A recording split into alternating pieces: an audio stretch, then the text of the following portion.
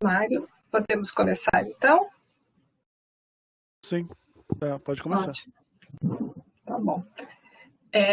Boa tarde a todos, sejam todos muito bem-vindos à nossa reunião do Calma, nossa reunião ordinária, que agora ela está acontecendo de forma remota, né? Eu sou Lilian Poli de Castro, enfermeira da Secretaria Municipal de Saúde de Londrina, da Diretoria de Atenção Primária à Saúde, e estou na coordenação da saúde da criança e também na coordenação do Comitê de Aleitamento Materno. É uma alegria estarmos aqui novamente, e sempre com apoio aqui desta plataforma, do Mário, do Banco de Leite, né, que sempre nos apoia em nossas reuniões, e sempre o nosso agradecimento, né, enquanto Calma, ao Banco de Leite, aqui do HU, ao Mário, que sempre fica aí nos ajudando, e hoje também a Edilane, né, que estará aqui conosco para discutir um assunto de extrema importância para nós, né, que atendemos o processo de aleitamento materno, do binômio mãe-filho e família, né, e nós sabemos o quanto os traumas mamilares, eles impactam, né, no processo da amamentação. Então, acho que foi um tema muito assertivo, Edilane, em trazer aqui para nós uma discussão de caso. Então, agradecendo antecipadamente todo o trabalho, né, e a disponibilidade em estar aqui. Só falando um pouquinho do Calma, antes, daqui a pouquinho eu passo a palavra para a professora Edilane. O comitê, para quem não conhece, as nossas reuniões elas são mensais, né, elas ocorrem mensalmente, sempre às segundas, quartas-feiras do mês. Nós temos um grupo privado, né, de WhatsApp, e então vocês que estão hoje participando, que estão vindo aqui pela primeira vez e que queiram, né, participar do nosso grupo, ou coloque aqui que eu salvo, né, o seu nome, o seu e-mail, que daí você vai receber, né, rotineiramente, mensalmente, o convite para participar das nossas reuniões. As nossas reuniões, quem participa são as instituições de ensino, pesquisa e assistência, que são integrantes do Comitê de Aleitamento Materno. Este ano, o comitê, né, escolheu como forma de trabalho em nossas reuniões a apresentação de estudos de caso, né? E nesses estudos de caso, nós estaríamos discutindo, nós estaríamos aprimorando, nós estaríamos atualizando alguns assuntos, né, relevantes para o processo da amamentação. Então, a reunião passada, nós tivemos a professora Lilian Daletti, onde ela falou, né, sobre mastites, né? Eu não estava presente, até agradeço a Letícia por ter feito toda a reunião, eu tive um problema particular, mas que eu fiquei sabendo e sei, né, que foi muito rica a reunião, né, com essa discussão de casos sobre mastite. E hoje, né, nós convidamos a professora Edilane, que irá conversar com a gente, vai apresentar um caso sobre traumas mamilares. E a cada mês, né, pelo menos até o meio do ano, uma instituição integrante do Calma estará aqui apresentando um estudo de caso e discutindo o tema relevante desse estudo de caso. Tá? Então, só para vocês se organizarem, né, para que vocês possam também participar,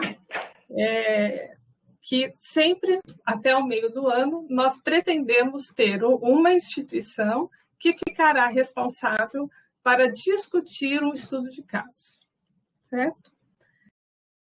Vocês estão vendo, eu vou repetir a lista de presença, e eu peço para que todos, mesmo que você não precise justificar a sua presença aqui no Calma, a gente pede para você fazer, né, colocar o seu nome lá na lista de presença, que é uma maneira da gente, né, ter um documento das nossas reuniões. Então, eu queria convidar agora, né, a professora Edilane para apresentar esse estudo de caso. A professora Edilane, acho que a maioria ou todos conhecem, ela é do departamento de enfermagem aqui do HU e hoje representando o Banco de Leite Humano. Bem-vinda, Edilane. Boa tarde a todos. É um prazer sempre a gente estar reunido em nome dessa causa que a gente tanto luta, né? E de verdade sabe a importância dela, né? Eu acho muito bom sempre a gente lembrar, né, da potência desse grupo, né? E dessa possibilidade da gente se unir para fortalecer a nossa assistência e cuidar, proteger, promover o aleitamento materno. E então, em função dessa decisão do Calma, de a gente trabalhar com estudo de caso, deixa eu só primeiro agradecer aqui, eu vou falar para vocês que esses slides foram elaborados com a contribuição do enfermeiro Bruno Mitang, que é R2 da NEL, lá do HU, e eu não o vi aqui, mas era suposto que ele estivesse junto conosco, e da Gabriela também, que é uma enfermeira também, que no momento está fazendo doutorado orientado por mim, lá na UEL também, que me ajudou na elaboração desses slides, o Bruno na busca das figuras, e para a gente poder estar compartilhando um pouco com vocês. Em especial, eu queria agradecer a Adriana, porque a gente vai também trazer bastante de um trabalho que a Adriana desenvolveu como a sua dissertação de mestrado, que ela vai estar defendendo aí, provavelmente no mês que vem. Qualifica na semana que vem, no mês que vem ela defende, a gente vai trazer alguns dados aqui para ajudar a gente a refletir sobre esse assunto. Então, vamos lá. Não sou eu que passo, pode passar. Então, nós vamos começar pelo casinho.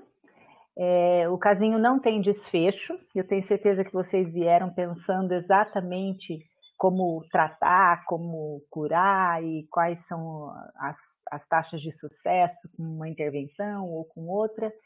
Mas hoje a gente vai fazer uma abordagem diferente, porque ela deve ter uma continuidade pela enfermeira Letícia, coordenadora do Banco de Leite Humano, que todos sabem, a Lilian colocou aqui, né? Ela teve a perda aí grande no sábado e hoje não vai poder estar com a gente, mas ela estava preparada para falar a respeito de laser terapia.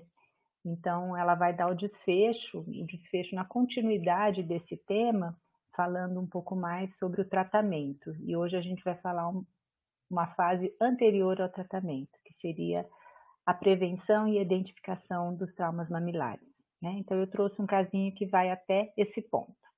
Eu vou ler junto com vocês, então, e eu queria pedir para vocês fazerem algumas anotaçõezinhas aí, se vocês puderem, ou até mesmo na cabeça de vocês, eu vou precisar que vocês participem um pouquinho aqui nas suas observações. Renata primípara teve sua filha com 38 semanas por cesárea, devido ao rompimento espontâneo de bolsa, sem trabalho de parto. Maria nasceu com APGA 910, pesando 2.990 e não foi colocada em contato pele a pele na primeira hora.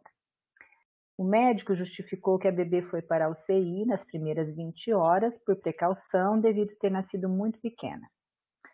Foi alimentada por catéter orogástrico nesse período e depois foi alojada com sua mãe.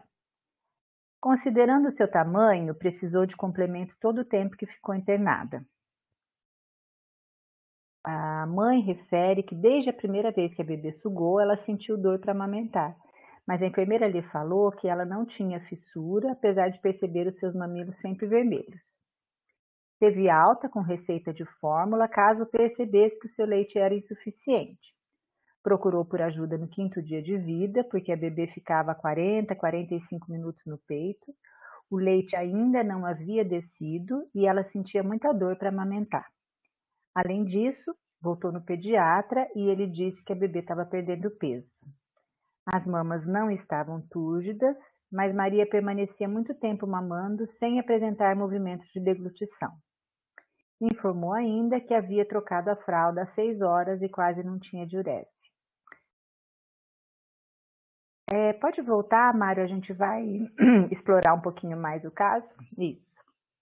E aí eu queria que vocês me falassem o que chamou a atenção aí, quais seriam os pontos que poderiam estar, na análise de vocês, poderia estar contribuindo para a gente ter essa possibilidade aí de um trauma mamilar. Podem participar, podem abrir seus microfones, ou se quiserem enviar mensagem ali no bate-papo também, eu estou com a tela aberta, posso acompanhando.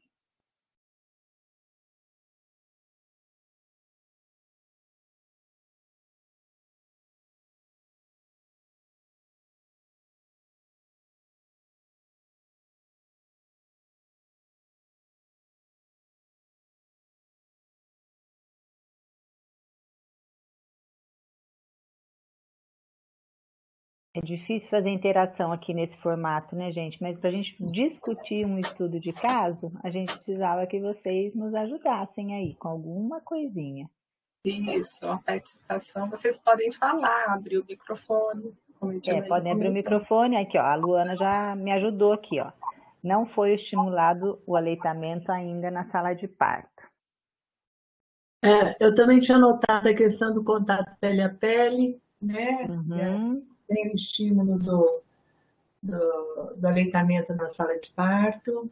Isso, a Giovana também falou que não teve a hora ouro, a Márcia está falando do contato pele a pele e a Luana também. 3 pessoas aí já está falando da importância do contato pele a pele.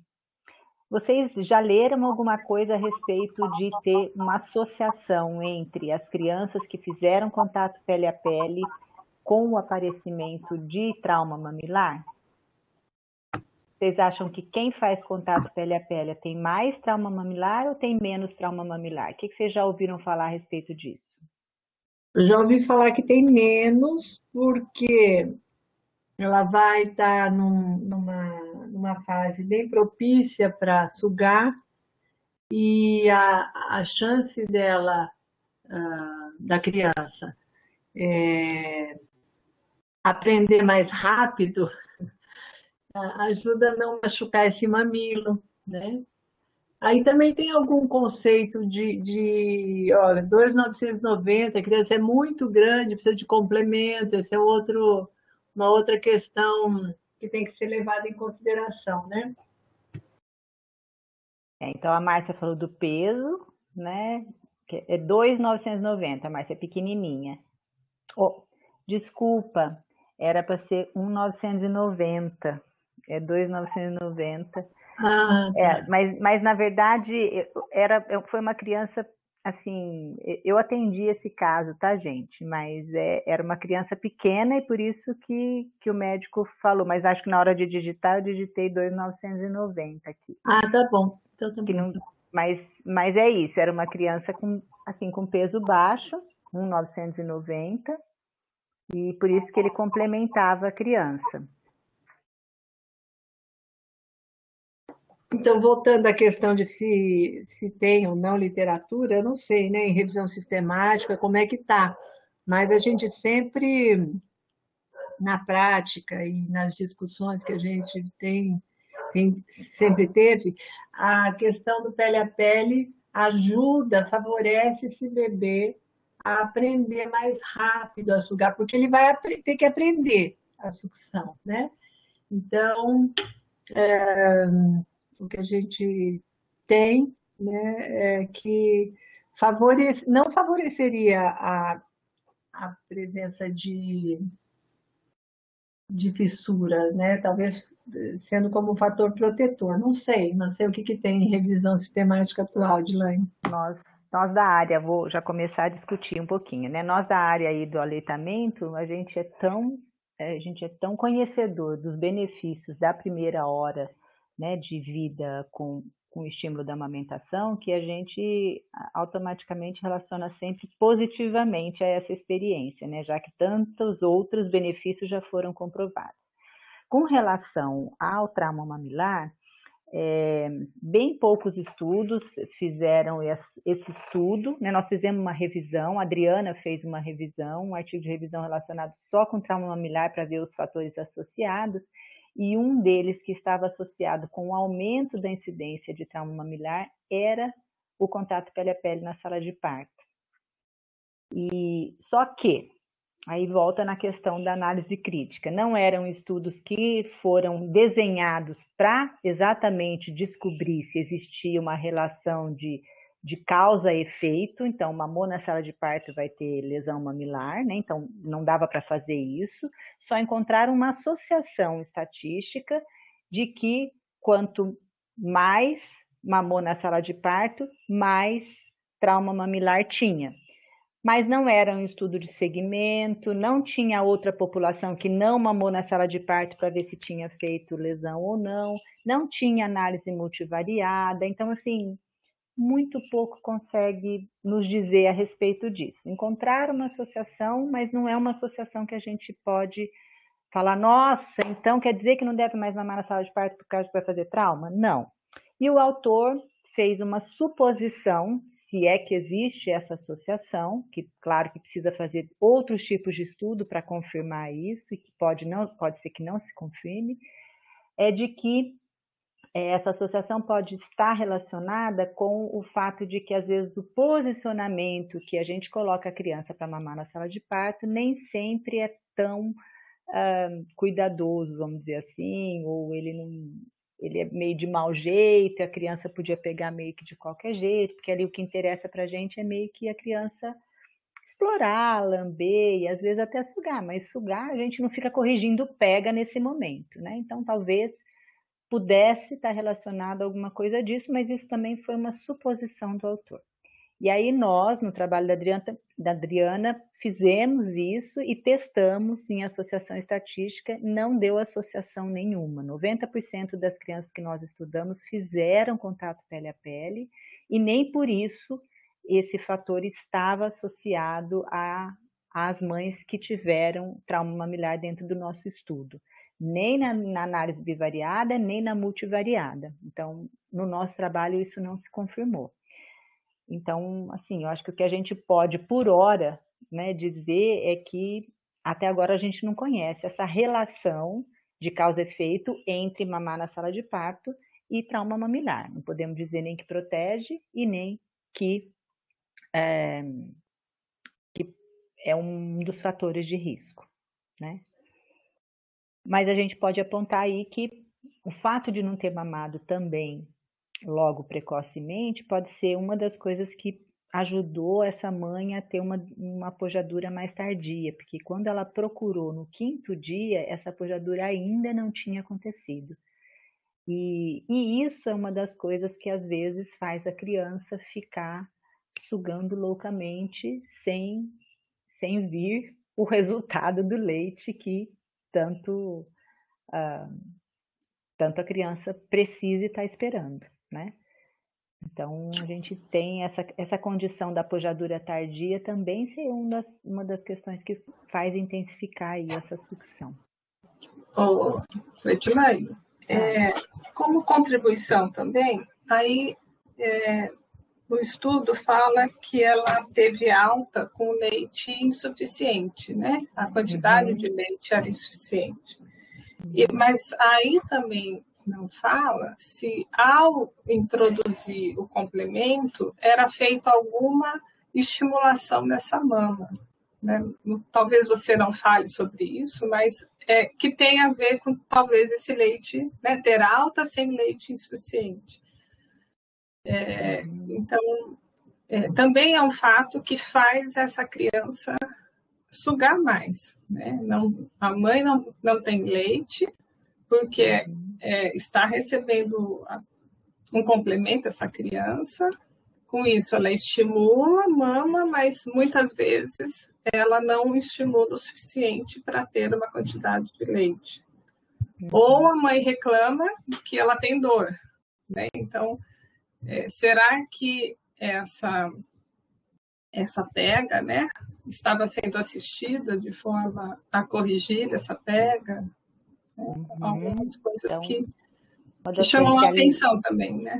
Que a Lilian está chamando a atenção é para a questão da produção láctea, né? Será que a produção láctea tem a ver com a incidência de trauma mamilar, né? Com o aparecimento de trauma mamilar? Que mais, gente, que vocês ainda podem falar?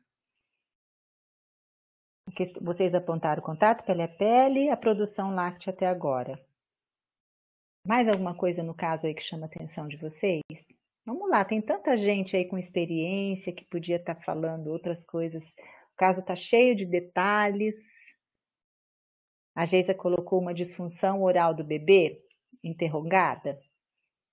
Então, pensando se esse bebê estava sugando bem ou não, que aqui a gente não está falando nada disso, né? Mas se esse bebê tiver uma disfunção oral, a gente pode ter o aparecimento de trauma. Muito provavelmente, né? Se ele tem uma disfunção oral, a gente sabe bastante que o que é mais, vamos dizer, consenso na literatura é que um dos principais fatores de risco para trauma mamilar seria a pega inadequada, né? Pega e sucção inadequados.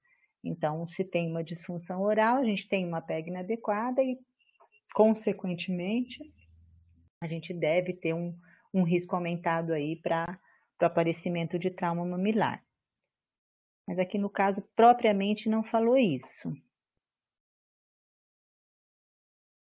Eu ia chamar a atenção, é a Catiúcia que está falando.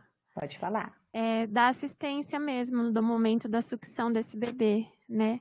E principalmente, às vezes, por um bebê de baixo peso, a força de sucção também é diferente, para a gente saber se está sendo efetivo. Provavelmente não estava, por isso que estava sendo ofertado esse complemento por catéter gástrico, né? Então, pode falar. E ainda nessa assistência, talvez nesse estímulo, de que forma a gente oferece?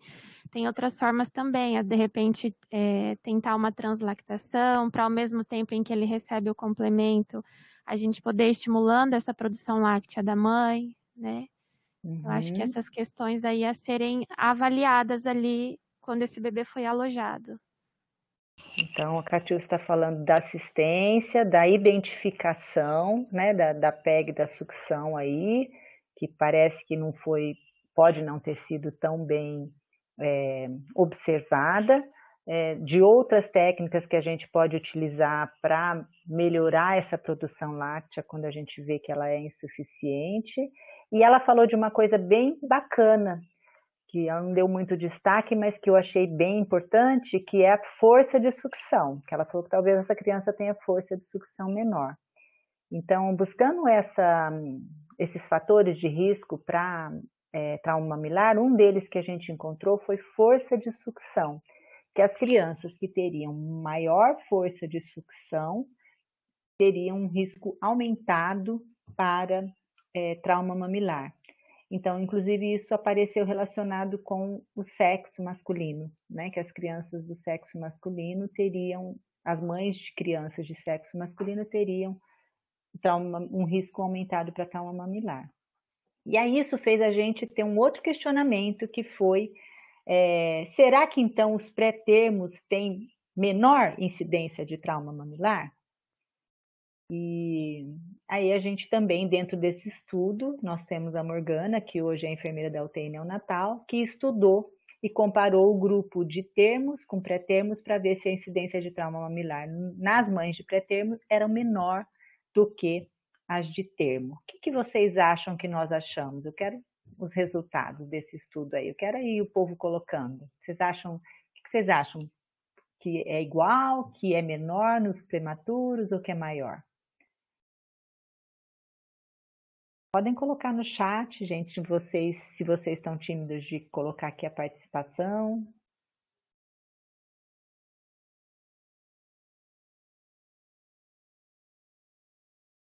Parece que tem gente com uma mãozinha levantada, quer fazer pergunta? Não.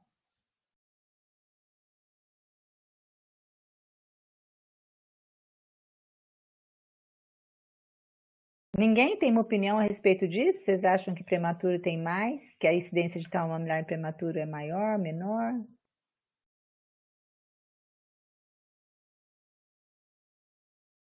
Giovana deu que acha que é maior.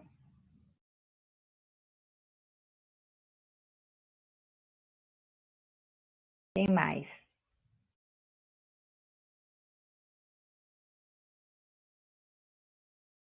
Bom, então eu vou contando para vocês. Mariana colocou que acha que é maior nos bebês termos. A Giovana colocou que talvez pelo fato do bebê pré-termo não saber sugar corretamente.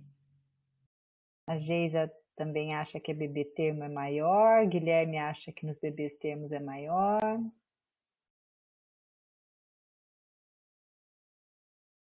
Vitória também, que nos termos é maior, Vitória. Isso. Nossa, ainda bem que esses residentes vieram, hein? Porque o resto do povo não está me ajudando, não. Só a Geisa que participou aqui, a Lilian e a Márcia.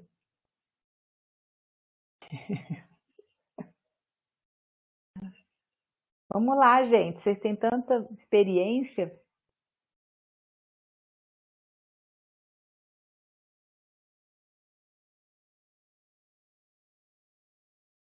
A Geisa está falando das questões emocionais da mãe, né? Que o fato do bebê ter precisado de ir para o CI e complemento trouxe mais fragilidade para a mãe, inibindo provavelmente a ocitocina. Muito provavelmente a gente teve mesmo uma condição emocional aí de preocupação, né? Nenhuma mulher vai para a maternidade e espera que seu bebê vai precisar ficar internado. Então, ainda mais uma criança de 38 semanas, né? Então, aí tem gente que está falando que não consegue ligar o áudio, então por isso. É que na hora que vocês entram na plataforma, tem lá se você quer com áudio ou sem áudio. Se você não fez a opção pelo áudio, você não consegue ter disponibilidade para usar o áudio, por isso. Oi, Dilane, eu acho que é independente, eu não acho que tem diferença. Legal, Márcia, muito bom. Depende da criança, depende. Porque tem prematuro que suga mais fortinho. Eu acho que, para mim, talvez não tenha diferença entre o termo e o prematuro. Tá, então eu já vou respondendo também algumas coisas que a gente encontrou e que eu não pus no restante dos slides. Nesse trabalho da Morgana, então a gente viu pré-termo e... Ah, muito bem, Gisele, exatamente isso. Depende da idade gestacional que nasceu. A gente tinha essa impressão pela prática que a gente não tinha muitas puérperas com trauma mamilar quando elas eram mães de bebês prematuros, né? Então a nossa hipótese era de que a incidência era menor, até por conta dessa força de sucção que a gente achava que realmente poderia ser um dos fatores. E no fim não deu diferença, né? Assim, numericamente até deu um pouquinho maior nos pré-termos do que nos termos, mas estatisticamente não era significante. Então a gente diz que não houve diferença. E aí a nossa hipótese foi exatamente que foi em função da idade gestacional, porque os pré-termos que nós estudamos dentro dessa pesquisa foram os pré-termos tardios, né? Então eles já são quase termos ali. Então, eles realmente têm força e até mais dificuldade de sucção. Então, isso que a Giovana trouxe, talvez contribui bastante para aumentar o trauma mamilar nesses pré-termos tardios. E aí, lá na maternidade, que a gente tem esses pré-termos tardios alojados com as mães, a gente observa uma incidência de trauma mamilar grande nas mães de prematuros, que são os prematuros de 35, 36 semanas, e até dos 37, 38, às vezes é até maior do que... Então, quer dizer, a gente tem algumas coisas aí para a gente pensar, né? Qual é a competência do bebê para conseguir realmente fazer essa sucção adequada, e também qual é a força de sucção. Se a gente fosse estudar lá os bebês de 32 semanas, que também sugam, mas com uma força dele de sucção é muito menor, talvez a gente realmente tenha uma incidência menor. Mas depende muito do bebê, do contexto. Então, só a idade gestacional não é um fator que determina, né? Determinante para ter trauma mamilar ou não. Legal. Que mais que a gente pode estar... Eu não sei... Só um minuto aqui, se eu ver... Eu tô achando que... Alô? Ai, desculpa, eu não posso falar agora. Eu achei que era o telefone da Márcia e ela estava querendo me avisar alguma coisa daqui, por isso que eu atendi, gente. Mas não era. Então, vamos lá. Eu queria que vocês chamassem a atenção de uma coisa bem importante que está aparecendo aqui, que depois eu vou mostrar os dados para vocês, que dá pistas realmente se essa mãe tinha ou não tinha trauma mamilar. Porque as coisas que estão colocadas aqui nesse caso, não necessariamente elas são verdadeiras. Isso é um relato do que a mãe trazia, né? Foi um relato do que aconteceu e das justificativas que foram dadas para a mãe, enfim. Mas, tá, então a Giovana colocou que os mamilos estavam vermelhos. O bebê ficar mamando bastante tempo assim. O bebê ficar mamando bastante tempo assim, 40, 45 minutos no peito. Uhum. E a dor, né? Então, a dor a Giovana colocou aqui. Então, olha, a gente tinha ali, ó. A mãe refere que desde a primeira vez que o bebê sugou, ela sentiu dor para amamentar. Quando a mãe refere para a gente, desde a primeira vez ela refere dor, o que a gente pensa? Que não deve ser lesão, porque ela sente dor o tempo todo, ou que quando ela teve dor desde a primeira vez ela já tinha lesão, ou é uma mãe queixosa que acha sempre que não é uma dor propriamente dito, é um desconforto para amamentar, que é uma sensibilidade. E a gente valoriza isso como uma coisa para a gente se preocupar, ou a gente pensa que, agora ela está referindo dor, a gente fala assim, mas ela sentiu dor desde a primeira vez que o bebê sugou. A Giovana está falando que a gente valoriza. Tem que valorizar, né? Esse comportamento de simplista de dizer assim, né? A gente deixa, eu senti sempre isso. É muito ruim, né? A gente acaba não perdendo a chance de identificar, de avaliar melhor, né? Ótimo, né? Bem isso mesmo. Eu acho que tem que valorizar... Desculpa. Pode falar, por favor. Eu acho que sempre importante a gente tem que valorizar, porque a dor sempre vai ser o indicativo de que tem alguma coisa errada. Pode ser sim que aquela mãe tenha uma sensibilidade maior, como a gente já tem relatos, experiências que o bebê pega corretamente, essa mãe tem uma sensibilidade, né? Mas eu acho que tem que ser valorizada para a gente poder corrigir essa pega, porque dor sempre vai ser um indicativo de que algo não tá certo, a pega tem alguma coisa errada ali no posicionamento do bebê, enfim. Então, ótimo isso que a Catiúcia está falando, né? Que a dor é um indicativo de que alguma coisa não está boa. E a Geisa complementou com uma coisa muito importante, né? Que a presença da dor pode ser causa de desmame. Então, a gente não pode entender que a dor é comum ao amamentar, né? Vai doer mesmo um pouquinho, isso daí é assim mesmo, né? Então, na verdade, a gente não deve ter essa interpretação de que a dor vem associar, que a amamentação vem associado com dor, independente de ter problema ou não ter problema, é que dói mesmo um pouco. Não, na verdade, sempre que a gente tiver a presença da dor propriamente dita, a gente deve ficar com as antenas ligadas mesmo, né? Porque ninguém vai ficar, e a dor pode ser um fator para o trauma mamilar, né? Então, ou ela pode ser até um indicativo de que o trauma já está presente, e a gente não está vendo esse trauma. Essa é a diferença, né?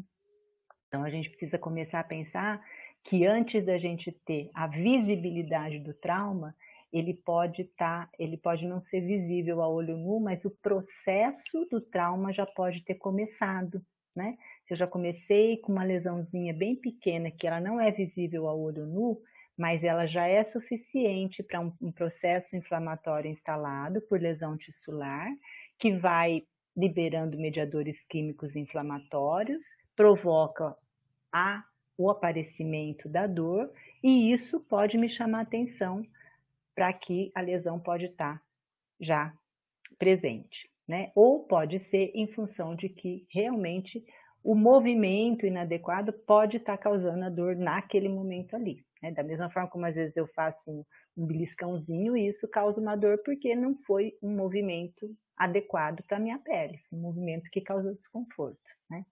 Então eu acho que tinha aqui indícios disso, mas quando eu fui atender essa mulher, ela me falou, mas pelo telefone, né? Mas a enfermeira, eu falei, e você tem algum machucadinho na sua mama? Ah, ela falou, dói muito. Mas a enfermeira disse que eu não tenho trauma, que eu não tenho lesão, não. Só tão vermelhinho os mamilos. Então, acho que essa ideia de que ela reclamava da dor, de que estavam vermelhos e a enfermeira fez uma não identificação de presença de trauma, que é uma coisa importante que eu queria chamar atenção nesse caso aqui, né? E esse bebê só teve alta no 5º dia de vida, gente, né? Então, pensam bem, a amamentação não estava bem estabelecida, ela estava com dor, os mamilos estavam vermelhos, a produção de leite era insuficiente e o bebê dava sinais de que a sucção não era adequada ou minimamente que era por causa da produção, porque 40, 45 minutos no peito ali, né? E depois, a hora que ela me ligou, eu perguntei, e como tá o xixi? Ai, olha, eu troquei ele, ela me ligou, era umas 4 horas da tarde, troquei ele às 8 da manhã, e agora há pouquinho eu olhei, a fralda ainda tá seca, então daí mais uma questão. Então, bem isso mesmo, gente, uma pojadura foi bem tardia, né? E aí o fato de não ter diurese também é uma coisa alerta. O bebê que está mamando um tempão no peito e fica no peito, e fica no peito, e não tem diurese, ele não está mamando direito. Ele não está extraindo leite desse peito, né? Porque ele não tem diurese. Então, pode ser porque não tem produção, mas pode ser também porque esse bebê não mama direito. E se a gente está no 5º dia e ele não está fazendo xixi e mamando assim, então a gente precisa pensar por que ainda não teve essa pojadura, porque se a criança está sendo estimulada há tanto tempo, colocando tanto tempo no peito, né, também a pojadura já deveria acontecer. Mas a gente tem vários fatores daí que são indiretos, né? Pode falar, Márcia. Então, para complementar essa, daí tem outra coisa que a gente tem, outro ponto para a gente observar, né? Essa falta de deglutição, né? Então, aí já mais a falta de diurese, mais ficar bastante tempo no peito, mais não ganhar peso. Pronto, está fechado. Né? Então, aparentemente, o hospital que ela ganhou neném não tinha identificado a presença de trauma mamilar, né? Assim como também não tinha identificado as outras questões para conseguir dar alta com tranquilidade, né? Mas vejam que o trauma mamilar não foi identificado mesmo. A Geisa colocou sobre frênulo, né? A gente não trouxe no caso, mas é bacana a gente também lembrar que a presença do frênulo curto também pode ser um fator de risco. Só que a gente tem uma incidência de frênulo curto bem baixa. Então, perto da incidência que a gente tem de trauma mamilar, muitos poucos casos vão ser atribuídos à presença de frênulo. Então, antes do frênulo, a gente tem uma sucção e uma pega que é inadequada, que no caso da presença do frênulo leva a pega e sucção inadequada, que daí leva ao trauma mamilar, né? Então, no nosso estudo, nós controlamos essa variável e a gente via o resultado do teste de linguinha de todos os bebês. E a gente perdeu aí, acho que foram 18% dos bebês, a gente não encontrou o resultado do teste de linguinha. Mas nos demais a gente encontrou e daí a gente não encontrou essa associação estatística direta, porque ela é indireta, como eu estava começando a falar da questão indireta. Guilherme está colocando que na maternidade municipal acontece muito, que tem frenectomia quase todos os dias. Guilherme, olha só, isso é novo para mim, de que está acontecendo lá com bastante frequência. Até porque a gente não vai discutir hoje aqui, mas a situação de indicação de realização da frenectomia também é bastante controvérsia, né? E, enfim, mas o frênulo é uma coisa que a gente deve estar atenta, né? Porque sabe que ele é um fator que leva à pega e sucção inadequada e aí também pode levar ao trauma mamilar. Então, acho que bem lembrado. Bom, gente, então, mais isso que a Márcia falou, às vezes a gente, quando vai corrigir uma pega e sucção, a gente fica muito preocupado com queixo encostado, lábios evertidos, né, posição barriga com barriga, mas a gente não está tão atento, nem sempre, eu tenho percebido isso na prática, que nem todos os profissionais estão atentos com o movimento de deglutição. E isso é extremamente importante para a gente poder identificar que a pega e a sucção estão corretas. Porque um bebê que mama e está com pega e sucção correta, ele faz um grupo de sucções, que pode ser de 6, 7 sugadas, e ele tem que parar, porque a boca dele enche de leite e ele precisa deglutir isso para ele voltar a sugar. Então, um bebê que fica, deixa eu fazer isso aqui, um bebê que fica sugando assim, ó, sugando, isso, 15, 16, sem parar para engolir, ele não está tirando leite do peito. Se ele não está tirando leite do peito, essa sucção é ineficaz, né? Ele tem que fazer um grupo, sair o leite, ele para, engole e continua, para, engole, continua. Então, ele faz grupos de sucção intercalados com deglutição. E isso a gente pode ensinar a mãe a fazer, porque às vezes ela reclama para a gente, nossa, esse nenê fica no peito tanto tempo, então você fala, então olha, presta atenção se ele está mamando direitinho. Um dos jeitos de você prestar atenção é se ele faz, você visualiza o movimento de deglutição. Alguns bebês fazem até som, né, de que engoliu. A gente escuta, principalmente no começo da mamada, quando o volume da mama está... quando o volume de leite está aumentado e tudo. E depois, se a gente não escutar, a gente tem que pelo menos visualizar. E elas aprendem isso rapidinho. Aí ela fala, ele não está mesmo mamando, porque não está engolindo, só está aqui, ó. Aí então ele fica no biquinho só fazendo isso, sugando e não extrai o leite da mama. Então, uma dica boa que precisa ser levada em consideração para a gente ver pega e sucção eficazes é também a visualização da deglutição, né? Então, Mário, você podia passar o próximo? Eu vou agora, então, acho que discorrer um pouquinho mais de coisas que eu queria apresentar para vocês, que é o que então a gente considera lesão, né? A definição de lesão pela Sociedade Brasileira de Dermatologia é que é uma lesão visível macroscopicamente no tegumento, né? Porque a gente não coloca não usa um microscópio para a gente poder olhar o corpo inteiro e ver onde tem lesão. Então, a gente precisa é a hora que ela fica visível que a gente consegue defini-la como lesão, mas ela começa anteriormente a isso. Que geralmente vem acompanhada de dor e desconforto, por causa disso, você teve uma ruptura de tecido, e aí essa ruptura é um processo inflamatório, que então vai liberar os mediadores que são provocadores de dor, e você tem uma mudança patológica da pele. Ou a pele se altera na cor, no conteúdo líquido e sólido que você observa ali e nas modificações de espessura. Pode passar.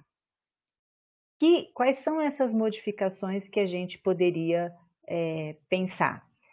Eritema, equimose, marcas brancas, manchas brancas, amarelas ou escuras, hematoma, edema, bolha ou vesícula, fissura ou rachadura, erosão, escoriação, ulceração, crosta. Tudo isso são atribuídos à presença de uma lesão. Então, por que eu parei aqui um pouquinho? Porque, na verdade, gente, são muitas as formas de manifestação da lesão. E às vezes a gente tem exatamente, esse é o primeiro ponto para a gente pensar na identificação da lesão. O próximo. Então, eu trouxe também que a gente tem, eles dividem essas lesões em primárias e secundárias. Então, as primárias seriam eritema, equimose, hematoma, vesícula ou bolha. E as secundárias, pode passar o próximo, seriam aquelas que têm solução de continuidade na pele. Então, que elas evoluíram para a solução de continuidade, e aí você tem presença de fissura, rachadura, erosão, escoriação e ulceração. O que muitas vezes acontece é que a gente só considera as lesões que são secundárias, que têm lesão, solução de continuidade na pele. Então, quando tem fissura, rachadura, erosão, escoriação, ulceração, ninguém deixa de identificar a presença do trauma. Mas quando a gente tem as outras condições, nem sempre os profissionais identificam isso como já um trauma, como uma lesão. Então, por exemplo, como os mamilos daquela mulher do caso estavam vermelhos e com presença de dor, o profissional, como ele não viu uma fissura, uma rachadura, uma escoriação, uma erosão, o profissional não classificou como um trauma mamilar, ele classificou só que estava só vermelhinho e já era uma lesão. Então, a gente observou isso numa das maternidades que a gente fez o estudo, que quando a gente começou a fazer a coleta de dados, a gente foi ver que tinha umas controvérsias entre o que nós identificávamos como lesão e as mulheres que não estavam identificadas pela equipe no prontuário como lesão. E aí a gente foi conversar com essas enfermeiras, elas falaram assim, não, mas aqui a gente só considera lesão quando tem escoriação, ou a fissura, ou erosão, ou só quando aparece mesmo. Quando está só vermelhinho, inchado, a gente não coloca que é lesão. E aí a gente já começou aí a ter uma diferença na identificação, né? E inclusive na incidência. Alguém quer comentar alguma coisa a respeito disso? Quer falar como é que no seu serviço faz? Se vocês chegaram a discutir o conceito de lesão para fazer uma padronização entre todos os profissionais de qual tipo de lesão a gente consideraria um trauma mamilar ou não. Onde trabalhei, meus colegas de serviço era assim mesmo, hiperemia não era relacionada a trauma inicial. Então, passa o próximo para mim. Então, eu trouxe o conceito de trauma mamilar que foi estabelecido, adotado pelo Ministério da Saúde. O Ministério da Saúde fala que trauma mamilar é traduzido por eritema, edema, fissura, bolha, marcas brancas, amarelas ou escuras, hematomas, equimoses. Então, segundo a recomendação do Ministério da Saúde, a gente considera trauma mamilar desde quando você vê presença de eritema, que é vermelho, né?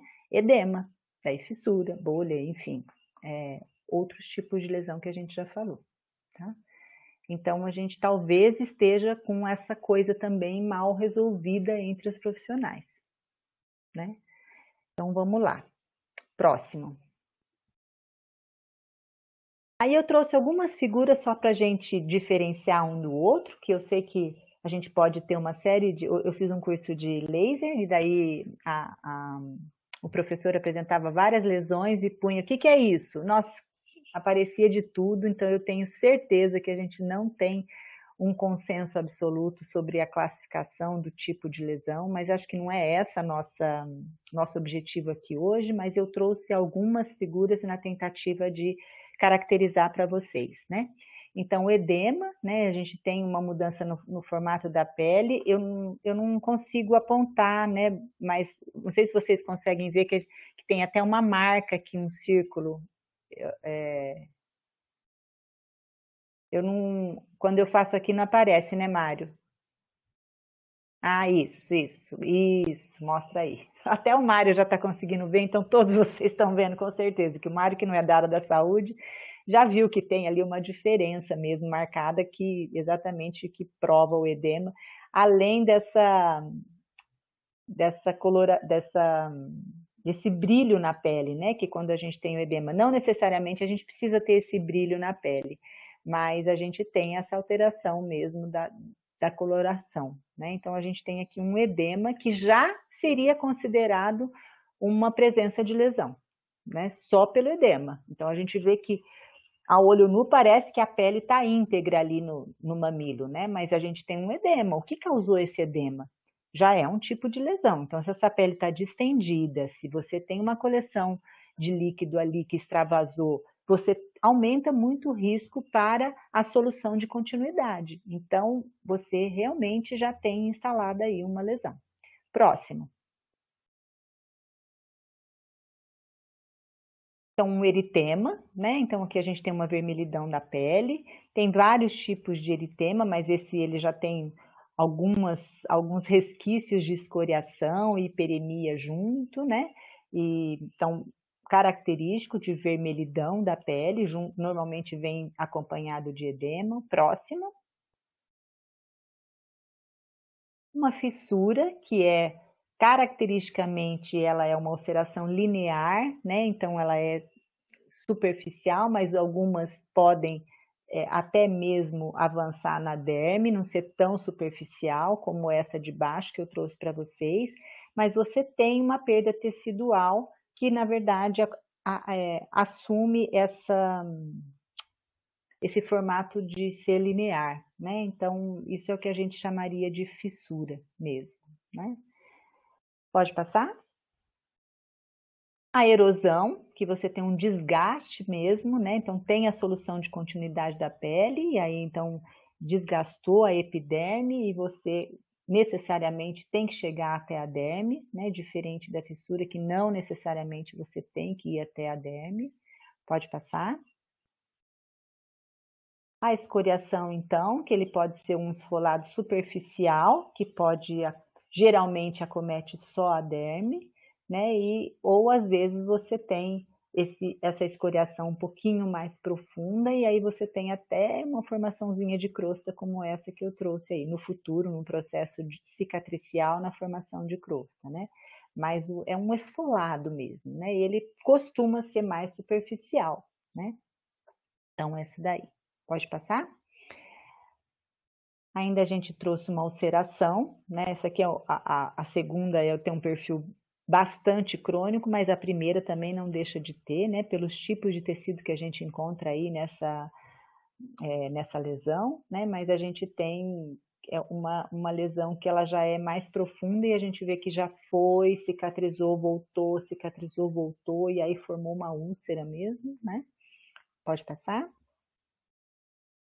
E a bolinha, né? Uma vesícula, que aí são múltiplas vesículas, acho que tem umas 4 aí bem na ponta do mamilo, que é uma bolsinha de fluido corporal, né? Então, que também não deixa de ser um dos tipos de lesão. Pode passar?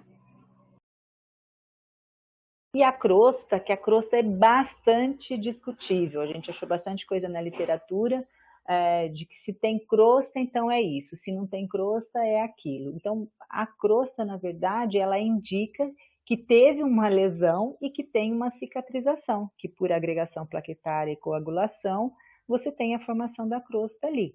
Então, na verdade, a crosta ela é um indicativo de que teve a lesão. E às vezes, na presença da crosta, você não consegue visualizar qual é caracteristicamente aquele tipo de lesão que está abaixo da crosta, né? Mas, então, eu trouxe aí para a gente ver uma crostinha aí. E o próximo. E a equimose ou hematoma, né? Que também não deixa de ser uma lesão, né, que pode estar instalada no mamilo e que, se tiver, provavelmente a gente também vai ter dor, mas não necessariamente seja pelos mesmos motivos desses traumas que a gente está mais acostumado a ver, né? Mas às vezes foi por isso, o bebê ficou sugando fora do mamilo, né, e fez uma equimose ali localizada inadequadamente. Muitas vezes mães fazem hematoma por realizar a ordenha de maneira inadequada, é verdade, né? Então elas ficam arrastando mesmo, às vezes o dedo, e aí fazem escoriação na pele, além dos mamilos, né? Mas aí faz em outra região, como essa que a gente está mostrando aqui. Embora essa equimose também esteja localizada no mamilo, mas a foto não está mostrando isso tão bem. Edema de concha, a Geisa falou, eu não tinha visto aqui, lá naquele edema que eu mostrei, né? É bem característico mesmo. Então, pode passar. Próximo.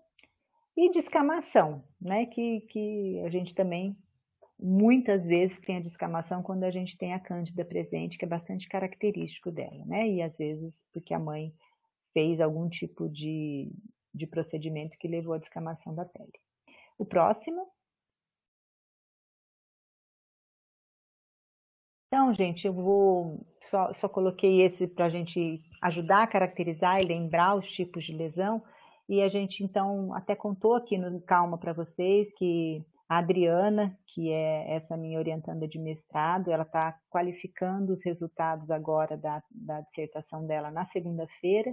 E em maio a gente vai ter a defesa. E se vocês quiserem, a gente pode até colocar no grupo do Calma o endereço do dia que for a defesa, se vocês quiserem assistir, para ver todos os resultados.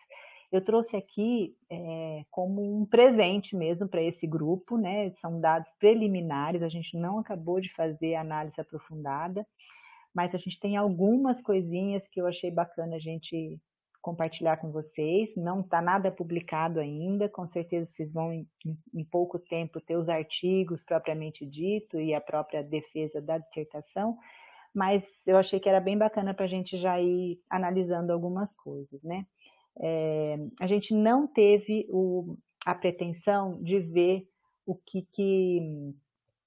quais intervenções que tinham sido feitas, que melhoraram, que pioraram, se tinha sido feita alguma intervenção, se não tinha. Então, não é um estudo de intervenção, é um estudo observacional. Nós só fomos lá porque a gente queria, na verdade, avaliar a magnitude de lesão de trauma mamilar no município de Londrina. Então, a gente fez um estudo epidemiológico que foi longitudinal, então a gente seguiu a mulher em 4 momentos e foi prospectivo. Então, nós não pegamos dados de prontuário, porque a gente podia ter diferenças de profissionais ali fazendo, então a gente estabeleceu todos os instrumentos que a gente ia usar para poder identificar essas lesões, classificar, treinamos esses 10 coletadores e fizemos nas 5 maternidades de Londrina para que fosse representativo para o município, que é um município de médio porte e que tem bastante significado as pesquisas que são feitas em nível epidemiológico aqui no nosso município, né? E com isso a gente chegou numa amostra que foi probabilística de 358 puérperas, e os critérios de inclusão é que elas fossem mães de bebês a termo, com gestação única, então a gente excluiu os gemelares, né? E eram só as mães que estivessem amamentando seus bebês no alojamento conjunto, porque o estudo começava na maternidade, nas primeiras 24 horas após o nascimento. Então, nós abordávamos essa mulher até as primeiras 24 horas, depois entre 48 a 72 horas, o mais próximo da alta possível, e isso a gente fazia presencialmente, e depois a gente telefonava para ela no 7º a 10º dia de nascimento, e depois com 30 dias de vida do bebê, que a gente queria ver também desmame, né? Se tinha tido desmame relacionado com a presença da lesão ou não. E nós fizemos essa coleta, então, de junho a dezembro do ano passado. A gente começou em março a fazer a coleta, mas a gente fez um piloto com 59 mulheres, ajustamos uma série de coisas, de instrumento, de tratamento estatístico e tudo mais, e depois em junho, aí a gente teve a pandemia, aí em junho a gente começou propriamente dito. Então, nós coletamos na maternidade municipal, no evangélico, no Hospital do Coraçãozinho, na Mater Dei e no HU. Tá? No estudo que a gente vai publicar originalmente, a gente não identifica quem são as instituições, a gente só coloca se é uma instituição privada e tudo mais, mas aqui eu abri para identificar para vocês, porque aqui a gente teria as pessoas de cada unidade e eu sei que iam ficar curiosas com isso. Claro que a gente tem o compromisso de levar os dados de cada um mais especificamente, aprofundadamente, para cada instituição a gente vai estar apresentando isso para cada instituição separadamente, os resultados, assim que a gente conseguir acabar de analisar todos os dados. Mas aqui eu trouxe um único dado para vocês já poderem ir pensando algumas coisas. Tá? Então, esse foi o estudo que a gente fez. Pode passar? Qual foi a incidência que a gente encontrou considerando as 5 maternidades? Olha, desconfigurou aqui. Nós encontramos uma incidência de 69,8% de trauma mamilar nas puérperas das maternidades de Londrina. Então, 69,8%, posso falar 70%, gente? Então, assim, 70% significa que a cada 10 mulheres de bebês termos que nasceram saudáveis, que ficou alojada em alojamento, 7 a cada 10 mulheres tinham trauma mamilar. O que vocês acham disso? Estou esperando um monte de uau!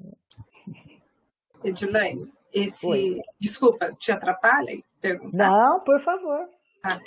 Esse dado é na alta? Em qual momento ou em todo o processo? Em todo o processo. Em todo o processo. É a mulher que teve, em algum momento, a identificação do trauma. Tá bom. Então, o nosso cuidado foi, se ela tinha lesão no momento 2 e não tinha no momento 1 e tinha no momento 3, ela não podia contar 2 vezes. Então, ela contou uma vez só. Se a lesão foi identificada só no terceiro momento, só no segundo momento, a gente não teve lesão identificada só nos 30 dias de vida. A gente teve lesão no primeiro, segundo ou terceiro momento, que era em casa, né? Daí. Desculpa, vocês não tiveram lesão no primeiro momento ali em 24 horas? Sim, tivemos. Ah, tá. Tivemos, sim. Eu já vou apresentar. Mas o índice é muito grande, hein, Edilene? Então, de incidência geral, quer dizer, essas mulheres, em algum momento dos 30 dias após o nascimento, ela teve trauma mamilar identificado pela nossa pesquisa. Tá? Então, Oi, Edilene. Pode falar.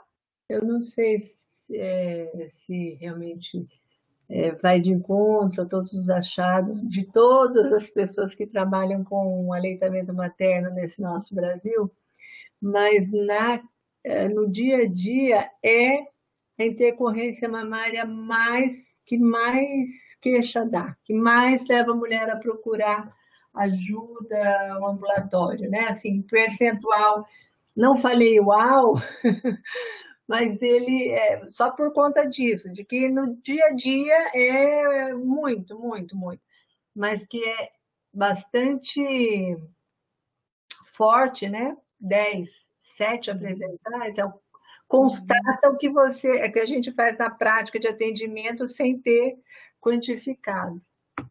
É isso mesmo, Márcia. Talvez vocês não estejam falando uau, porque não é uma novidade para ninguém. Todo mundo sabe, todo mundo que trabalha com aleitamento materno sabe que trauma mamilar é uma dos problemas mais comuns da amamentação. O que talvez a gente não faça é saber exatamente o número, mas agora a gente está, assim, com esse resultado, a gente tem essa coisa assim de, aqui em Londrina, nas nossas maternidades, qual é a incidência? Nessa revisão que a gente fez, nós selecionamos 14 estudos. Nossa, eu não estou conseguindo me achar aqui para ficar no meio. Nós selecionamos 14 estudos para poder ver quais as incidências publicadas por aí, né? E os tipos de estudos são muito diferentes, então, enfim, tem uma série de diferenças metodológicas que vão impedir comparação com os outros estudos.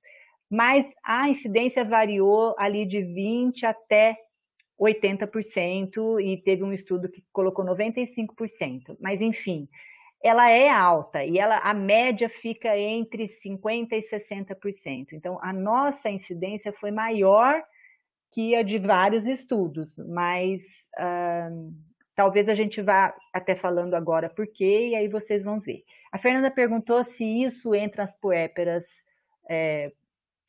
só primíparas ou qualquer puérpera. Tem primípara e tem puérpera, e a gente fez depois o teste de associação estatística se as primíparas tinham mais lesão mamilar que as não primíparas. Quando você vê isso separadamente, pode ter associação estatística. Quando você vai para a análise multivariada, que você põe todos os fatores de risco junto e vê quem é mais importante e determinante, as primíparas desapareceram como um fator de risco determinante, tá, Fernanda? Acho que isso é bacana a gente falar, mas no nosso estudo não deu, nem na primeira avaliação binária não tinha dado associação estatística de ter trauma mamilar mais incidente nas primíparas, tá? Já eu vou apresentar os outros fatores que a gente encontrou associado. E por que eu tenho batido muito para vocês nessa coisa da análise multivariada e na análise bivariada, né? Para você estabelecer como fator de risco mesmo, ou determinante, você precisa ter uma análise multivariada. Toda vez que você faz só uma coisa com a outra, você fala assim, olha, será que eu passei mal hoje porque eu tomei leite ontem à noite? E aí você só testa, se tomar leite à noite com passar mal, você vai muitas vezes encontrar mais associações do que se você visse se dormiu bem, se comeu mais não sei o quê, se tarará, né? Então você tem que ver os outros fatores todos juntos na mesma análise para você exatamente ver qual é o fator que puxa os demais. Então, igual, por exemplo, o frênulo curto, né? Ele é puxado pela sucção e pega inadequadas. Então, ele não é uma causa direta. Quem é a causa direta é a sucção e a pega inadequada, né? Então... Oi, Edilene. Não, na verdade, acho que a gente precisa parabenizar, né, essa pesquisa, porque realmente ela dá valor assim, ela dá número para esse dia a dia dos ambulatórios, né, do atendimento à mulher que tem problema de mama puerperal, e por ser bastante significativo, eu acho que assim, é bastante interessante, caracteriza bastante Londrina, dá uma tristezinha, né, por causa do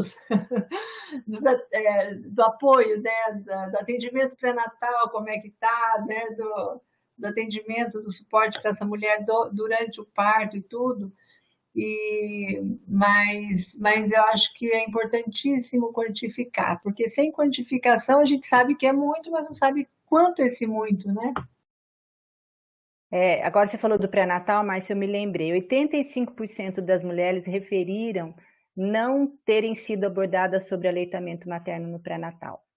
Não era sobre trauma, não ter sido abordado sobre aleitamento materno. 85% das mulheres.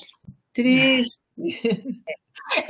Tem que dar a cara a tapa, não tem jeito, mas também não adianta ficar se escondendo atrás de argumentos. Está faltando mesmo um pré-natal de qualidade, onde se inclua o aleitamento materno rotineiramente, né? Está faltando a gente apoiar melhor essas mulheres no internamento, enfim.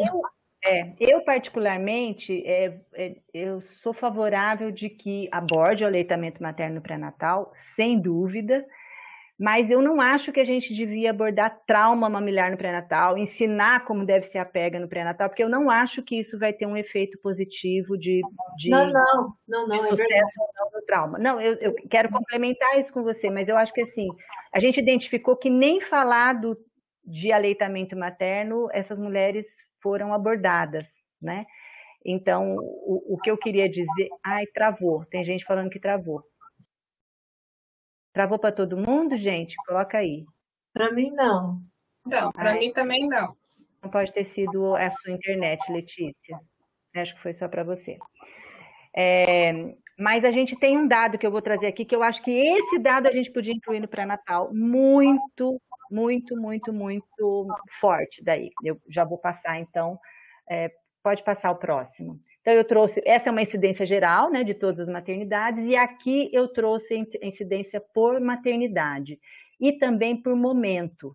Então, a gente tem ali, no momento 1, né, 18% nas primeiras 24 horas foram identificados na nossa pesquisa, 24% no momento 2, que era até o momento da alta, que foram identificadas não dentro das 24, então mais que 24 e até 72 horas.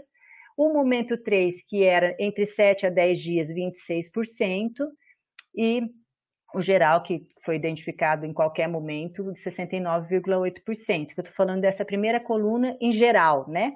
para vocês saberem em que momento que mais aparece. Se a gente somar o momento 1 e 2, que é até o momento da alta, a gente tinha ali que 40% das lesões aparecem até as 72 horas, entre 48 e 72 horas. E a gente tem 26% apareceram pela primeira vez entre 7 a 10 dias, porque aquelas que já tinham sido identificadas, elas não foram contadas novamente no momento 3. A gente depois tem uma outra análise de ver quantas foram embora com lesão sem recuperar, que não está aqui, né? Então, 26% do momento 3 são casos novos, que apareceram após a alta, não foram os que vieram, que não tinham sido curados de primeiro e segundo momento, entenderam, né? E depois a gente tem ali por hospital A, B, C, D, E, a incidência de cada hospital, tá? Para vocês poderem se enxergar um pouquinho. Só aqui que eu vou estar revelando isso e depois dentro de cada instituição, né? Porque eu estou entendendo que esse é um espaço nosso de fazer avaliação, de pensar em medidas e não de disseminar o quanto que é a incidência de cada um aí, tá? Então, e aí também tem por momentos para vocês verem que esse comportamento de que a maior parte das lesões aparecem até a alta, né? E depois 25% delas aparecem após a alta, se repetiu em todas as instituições. E é bom lembrar também que das 5 que nós estudamos, 3 delas são instituição Ostômago da Criança, o que não deu associação estatística no nosso trabalho, tá? Então, pode passar o próximo. E aí, eu trouxe para vocês verem, a gente tem o Bruno, que eu não sei se está aqui, que é o enfermeiro residente da neonatal lá do HU, que está fazendo agora um estudo mais aprofundado sobre o desmame. E a gente vai ter novidades aí, mas só um único, eu pensei só esse resultado para trazer, que foi quanto por cento das nossas mulheres já tinham desmamado os bebês com 1 mês de vida. Isso foi 26%, gente. Então, 74% delas estavam... Ai, desconfigurou completamente. Desculpa, eram 2 pizzas aqui e uma pizza puxava. Então, dos 25% que estavam desmamados com 30 dias, 78% dessas mulheres tinha tido trauma. Quase 80% delas tinha tido trauma e 20% não tinha tido trauma. Eu achei isso muito significativo, muito, né? Porque a gente tem estudos de lesão que fala de lesão e dor que fala se teve desmame, mas que não é prospectivo para perguntar para ela se desmamou por causa disso. E muitos estudos de desmame, eles são feitos aos 4 e aos 6 meses, não necessariamente com 1 mês. E esse desmame diretamente relacionado à presença do trauma, ele tem que ser feito mais precoce, porque se você pergunta lá com 6 meses, ela fala, acabei desmamando, mas às vezes ela já não relaciona mais com trauma, entendeu? Mas nesse momento aqui, você pergunta para ela assim, você desmamou por quê? É por causa daquela dor que eu tinha, por causa dessa lesão, enfim, tá bem próximo ainda para a gente poder ver isso, tá? E nós ficamos com 358 porque nós desprezamos todas as mulheres que a gente perdeu em algum momento. Então, aqui as 358 foram avaliadas nos 4 momentos. A gente não teve nenhuma perda aqui. Nós só consideramos as que tinham os 4 momentos coletados, tá? Então, por mais que foi por telefone, a gente teve a resposta dela. Nós ligávamos e perguntava como está sendo alimentado o seu bebê. Daí ela nos dizia, tá? E esse desmame, então, teve uma associação estatisticamente positiva com a presença da lesão. Por outro lado, não trouxe aqui, mas assim, nós tivemos 66% das mulheres que não desmamaram tiveram lesão. Então, agora a gente vai fazer uma análise. Quem são essas mulheres que tiveram lesão e não desmamaram? O que aconteceu? Quando foi essa lesão? Qual a gravidade da lesão? Quando foi identificada essa lesão? quanto ela atribuía de intensidade de dor, porque daí a gente também avaliou a intensidade da dor. Então, várias coisas agora a gente vai analisar sobre o desmame mesmo, para a gente entender que só ter a lesão mamilar faz elas terem um risco de desmamar maior. Mas o que fazem as mulheres que têm lesão não desmamarem, né? Elas tiveram lesão porque elas não desmamaram. Então, a gente também entendeu um pouquinho isso. O próximo. E aqui eu trouxe alguns destaques de resultados que não estão em gráfico, que as mulheres... Então, a gente fez uma outra análise, que eram as mulheres que tinham dor mamilar, mesmo antes de lesão visível. E vejam bem que a gente considerou lesão visível desde hiperemia ou edema, eritema, tá? A gente não considerou só quando tinha fissura ou escoriação ou qualquer coisa parecida. Então, desde antes de ter até hiperemia, ela já tinha dor. E aí a gente calculou, foi estatisticamente significante, calculou o risco relativo para isso. As mulheres que tinham dor mamilar antes da gente ver a lesão aparente, tem 146% maior de risco de desenvolver o trauma mamilar comparado àquelas que não tinham dor nos mamilos antes do trauma visível. Isso, para mim, valeu o estudo por completo, porque a gente tinha essa pergunta de pesquisa, de saber se a dor mamilar é um fator preditivo para a lesão mamilar. Para que a gente incluísse na nossa prática uma outra forma de abordagem. Tem dor, eu já tenho uma mulher com, 146% de chance mais de ter trauma que as outras 3 que não vão ter trauma, né, das 10. Então, a gente pode mudar a lógica nossa de atendimento, né? Então, a outra coisa é que a gente não encontrou associação estatística entre a avaliação da mamada e a incidência de trauma mamilar. E isso nos deixou bastante inquietas, né? Que fez? Gente, todo mundo fala que é por causa da pega e sucção inadequada, todo mundo fala. E por que a gente não achou essa associação, né? Nós tivemos um viés do estudo que a gente precisa assumir, nós vamos deixar isso escrito na publicação, que foi que, embora a gente tenha empregado uma escala para ter scores de avaliação de adequação de mamada, que muitos estudos não têm, e que eu acho que esse é um viés dos outros estudos, muitas vezes quando os nossos coletadores iam fazer a investigação, era um momento que ele tinha acabado de mamar, ou o nenê estava dormindo, ou a mãe não queria dar mamar aquela hora. Enfim, elas preenchiam essa escala por referência da mãe. Elas não viam o bebê mamando propriamente dito. Eu já vou mostrar a escala que a gente usou. Então, muitas vezes, essa mãe não tinha tido essa identificação de inadequação da pega. Então, por isso ela talvez... Então, assim, os nossos scores de mamada adequada foram muito altos, foram 90%.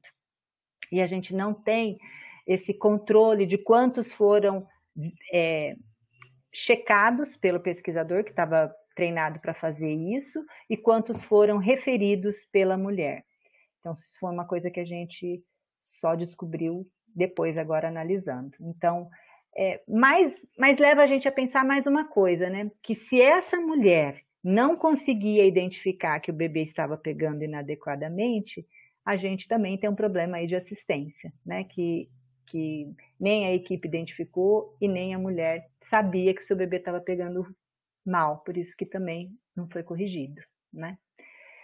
Então, um outro ponto é que a maior parte das lesões apareceram antes da alta, que eu já falei, né? Então, mais de 50%, porém, aproximadamente 25% das lesões só se tornaram visíveis após a alta da maternidade. Então, a gente também precisa se preocupar com isso, né? Não dá para a gente pensar que essa assistência que a gente tem, nos 2, 3 dias que ela fica internada com a gente, vai dar conta de abordar as mulheres que vão ter trauma mamilar.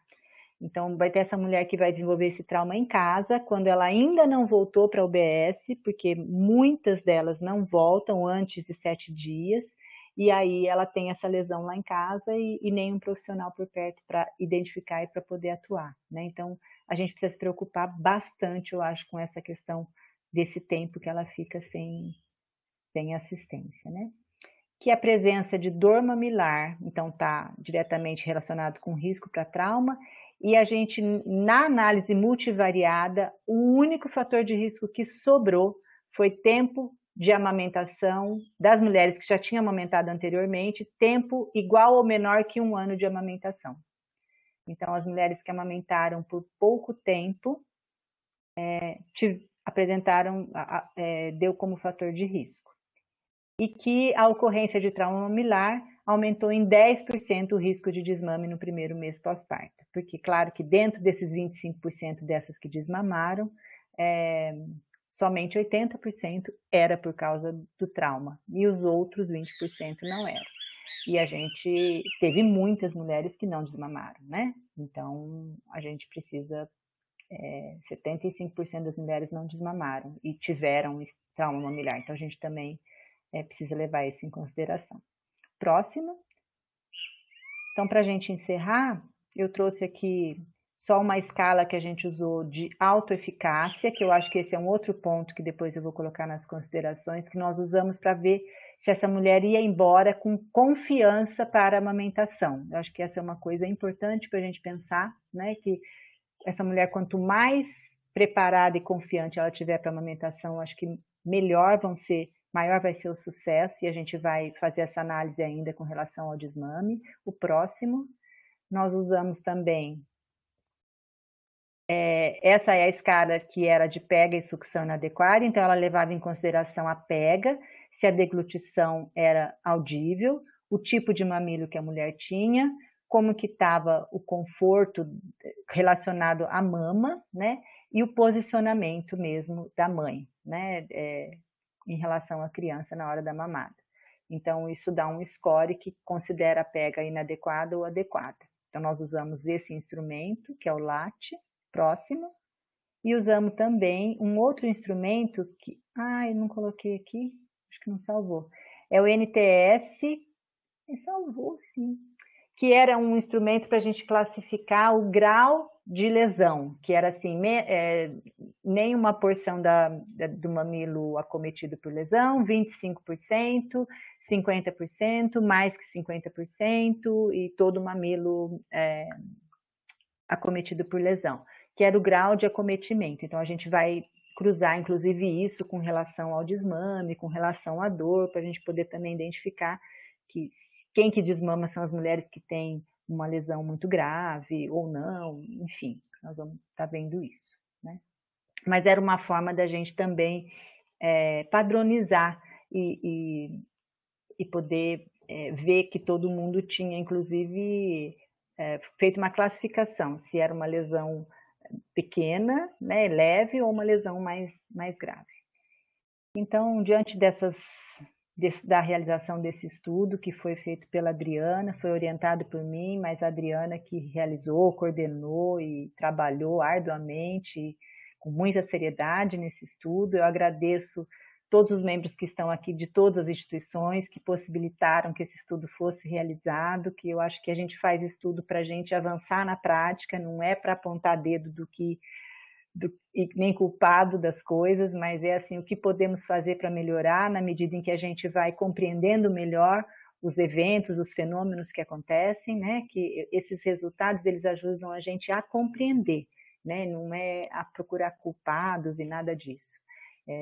Não leva a gente a lugar nenhum, né? Achar os culpados, os melhores e os piores, mas a gente pode avançar muito mais se a gente olha para esses resultados e pensa, então na prática, o que a gente poderia fazer para tentar melhorar?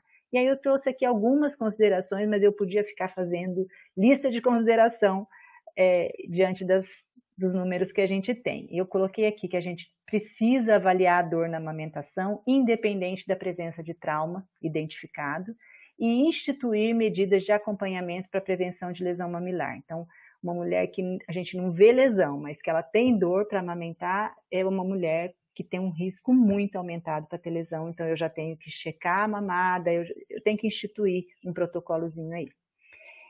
investigar a história de amamentação, não esperar ela queixar de dor também, perguntar para ela. Eu estou agora atendendo uma mulher no evangélico que ganhou gêmeos, então, a cada momento que eu falo com ela, eu pergunto assim, você está com dor para amamentar? Não estou sentindo nada. Ok, nossa, me tranquiliza. Dali a pouco eu pergunto de novo, à noite. E aí, você tem sentido dor? Não, dor eu não tenho. Então, eu estou indo desse jeito, né? Porque para mim agora a dor virou uma coisa que eu tenho que olhar nesse momento, né? As primeiras 24 horas, 48, 72 e também logo próximo à alta.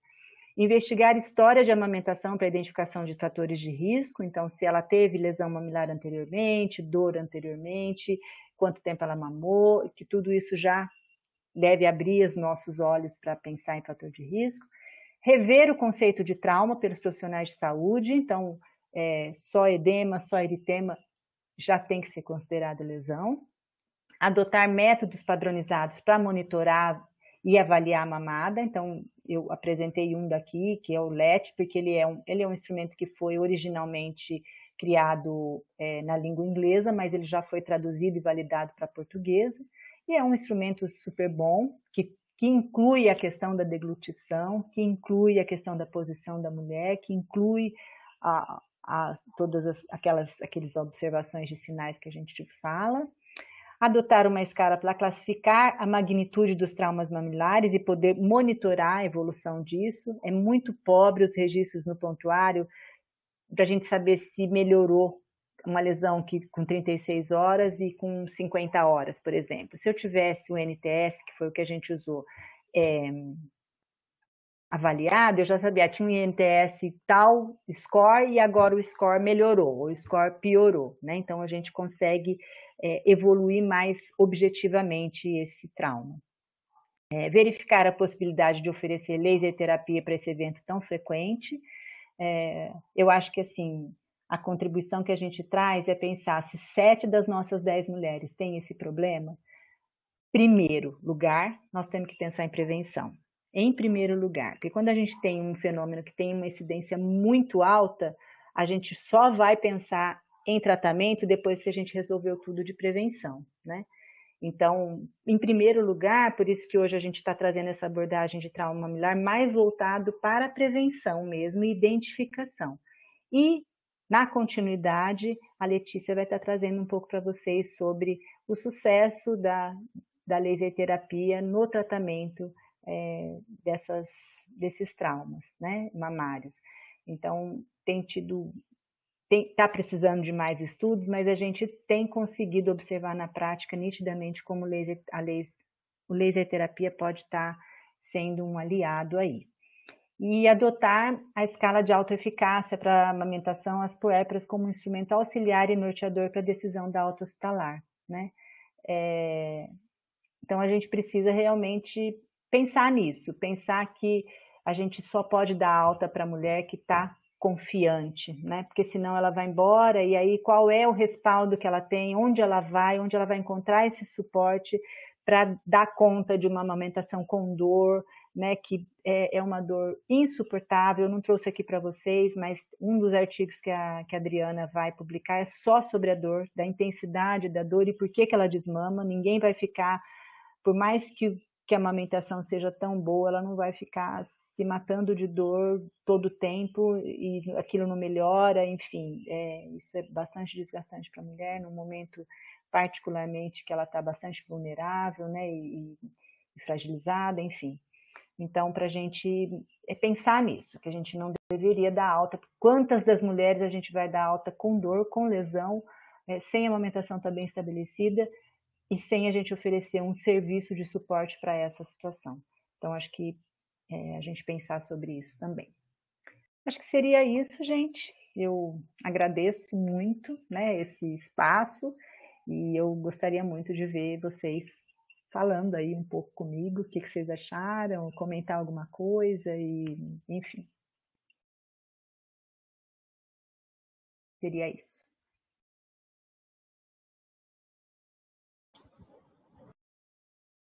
Edmãe, parabéns pela apresentação. Acho que fazia algum tempo que eu não fazia um mergulho num estudo, né, tão importante assim, tão conciso sobre trauma mamilar. Então, queria primeiramente parabenizar, né, todo o seu trabalho também como orientadora, agradecer o presente que você trouxe aí, os dois estudos, né, parabenizar também a Adriana e o Bruno pelos trabalhos, excelentes trabalhos aí que estão ficando prontos, né, pelos dados, e esses dados que estão nos mostrando todo um caminhar, né, que nós, profissionais de saúde, devemos e podemos ter em relação ao trauma mamilar, né? Acho que você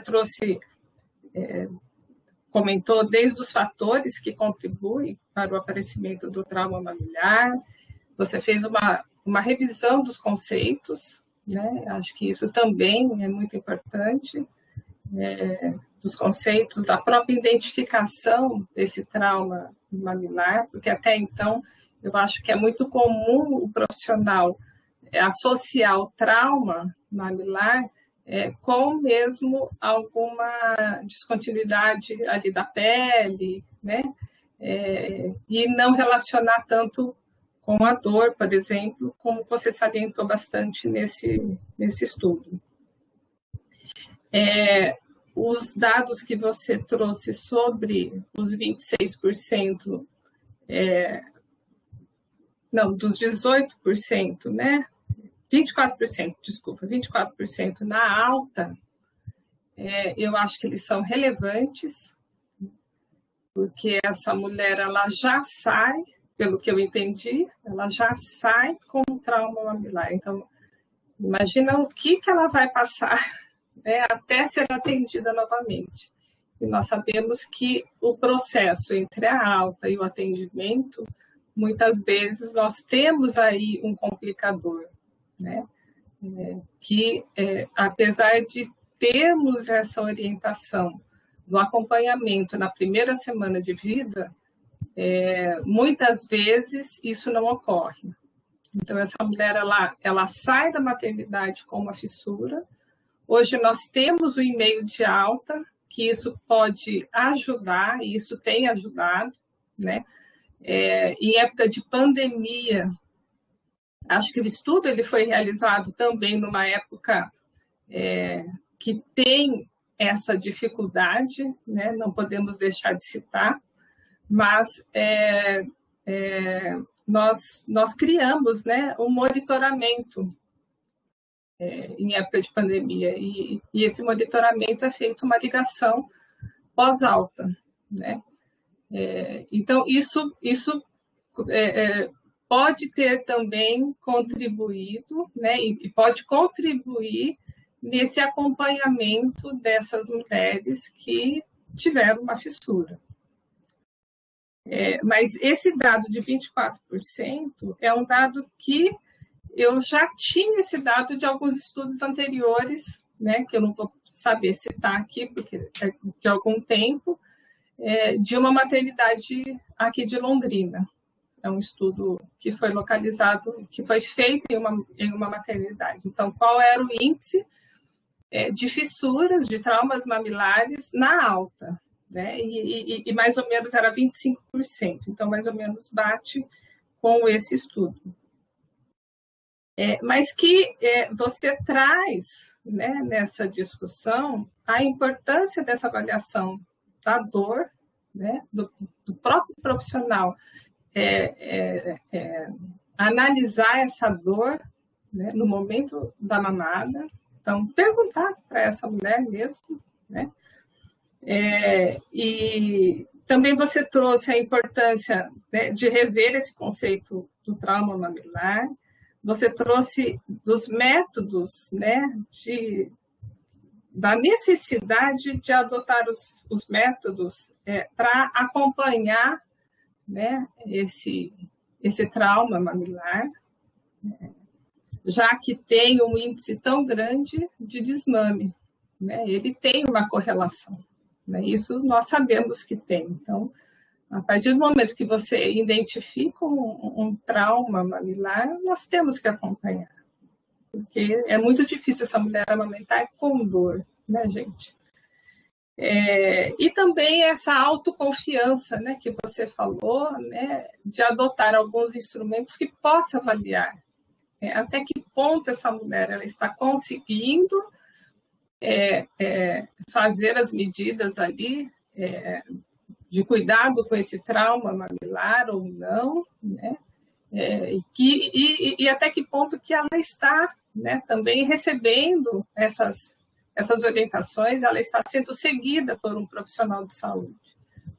Então, eu acho que você trouxe vários pontos importantes para que nós, profissionais de saúde, né, nós, instituições aqui representadas, possamos analisar, né, discutir internamente, vendo, né, mesmo em época de pandemia, o que é possível fazer, né?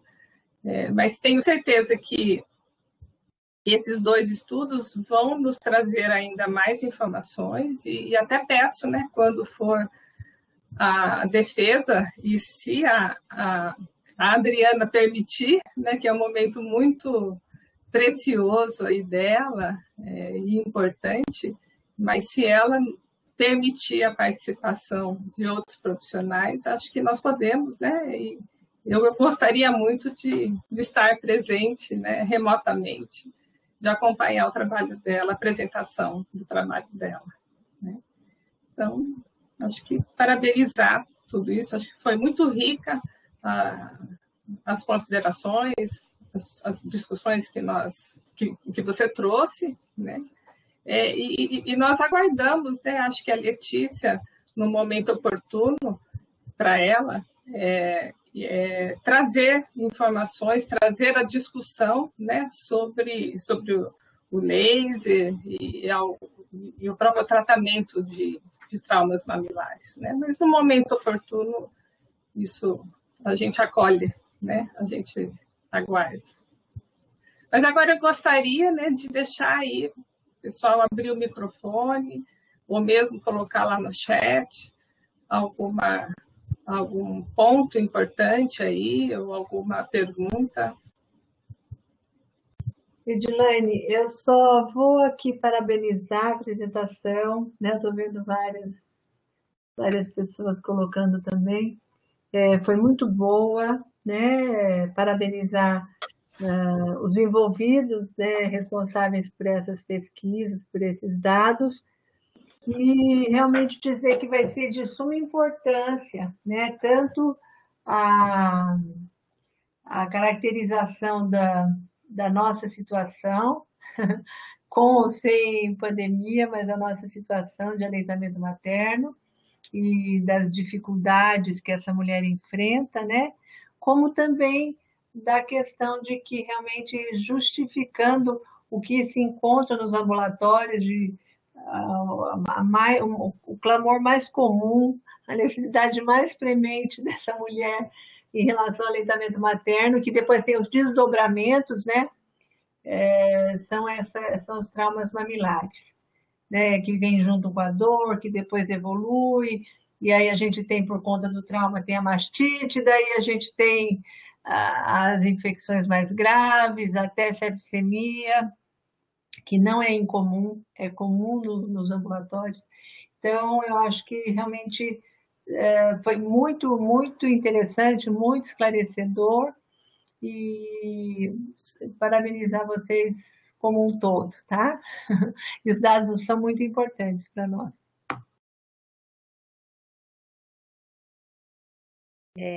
Eu sinceramente acho que essa é uma tarefa do calma, né? Realmente a gente olhar um problema que não é de um local só, a gente sabe que esse problema não é nem também só do Brasil, né? Mas a gente ter esse panorama, né, do município aqui, eu acho que é bem bacana, é um espaço para a gente poder pensar mesmo, né? Eu acho que a gente é apropriado que a gente pense, a gente abra uma janela para cuidar com carinho da história dos traumas mamilares, né? Por causa disso que a Márcia falou, né?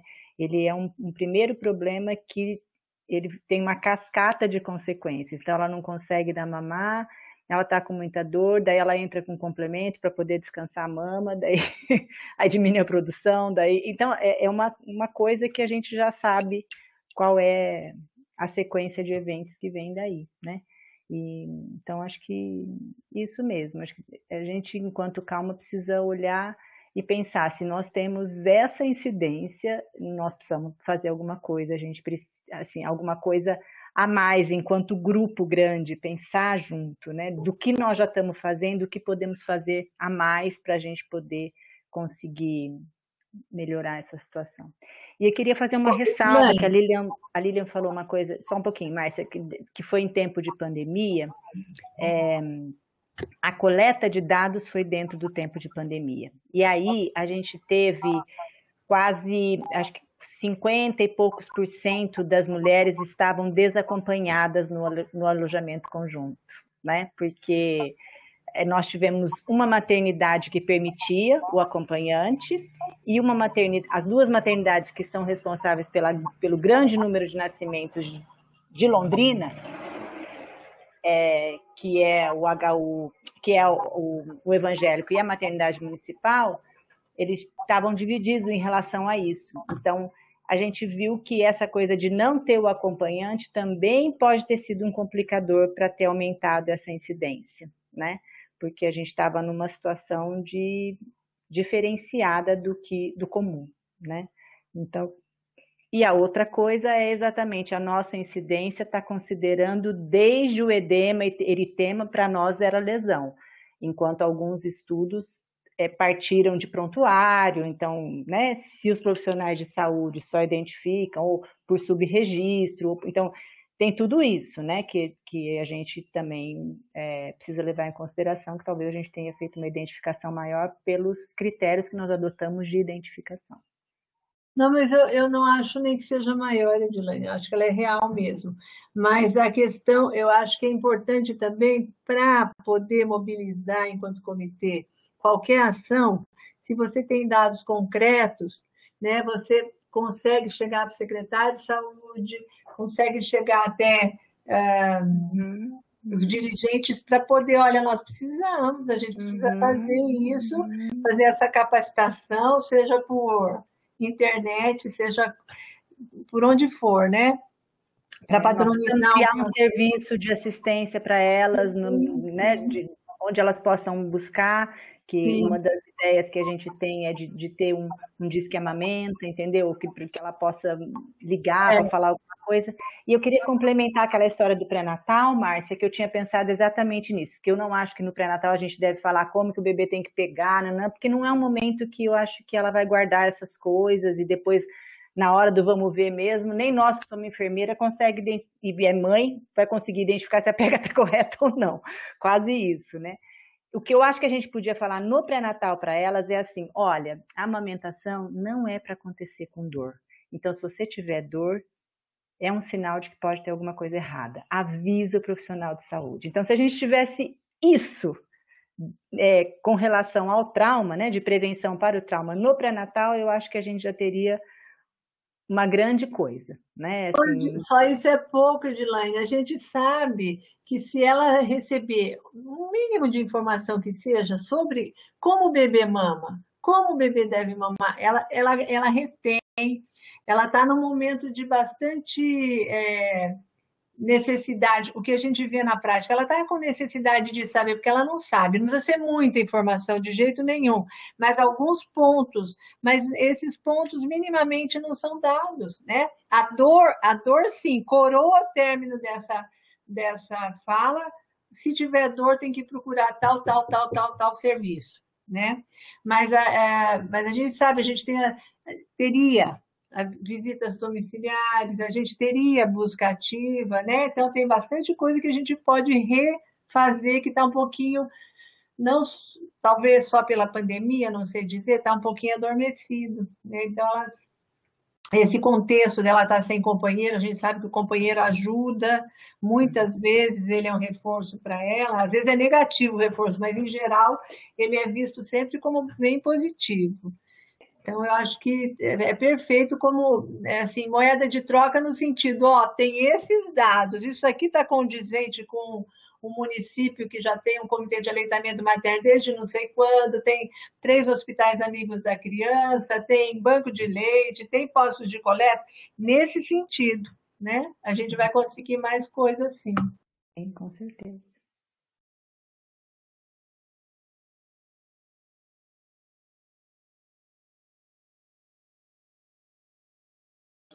Edilene, acho que você está tendo acesso aí ao chat. Tô acompanhando todo mundo aqui falando. Todos os parabéns, né? O pessoal comentou vários parabéns. Eu já escrevi ali, mas eu reforço que bom que todas as instituições abriram as portas para a gente fazer essa pesquisa, né? Porque precisa nos acolher.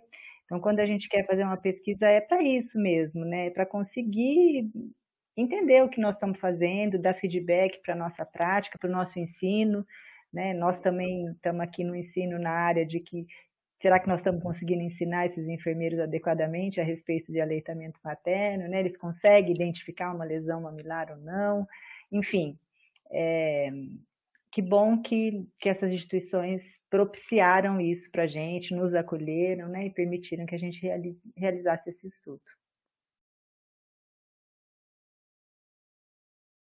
Certo. Mais alguma coisa, pessoal? 1, 2 minutinhos ainda nós temos.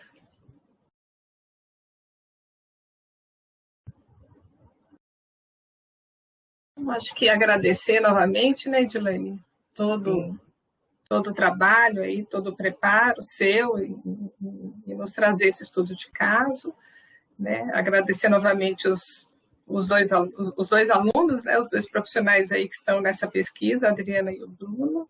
Na verdade, são muitos mais profissionais, não são só eles 2, não. Mas é que o Bruno me ajudou nos slides, na identificação de algumas fotos, né? E a Adriana foi a coordenadora do estudo geral, então por isso que eu trouxe os 2. Mas tem a Morgana, que também... Tem muita gente, nem vou falar o nome de todo mundo aqui. Bastante Parabéns aí para todos, então, né? Bom, então, a próxima reunião, né, nós vamos dar continuidade a também um outro estudo de caso, mas, de antemão, agradecemos aí, Edilene, e todos os seus alunos aí pela apresentação. Ô, Mário, por favor, você só coloca novamente aquela apresentaçãozinha que eu só vou pôr a logo da nossa próxima Semana Mundial do Aleitamento Materno. Pode passar, só um slide. É claro, gente, que pelo adiantado da hora, nós então vamos discutir aqui as ações, né, a serem executadas, planejadas para o nosso Agosto Dourado, mas ele está aí, né, o Agosto Dourado.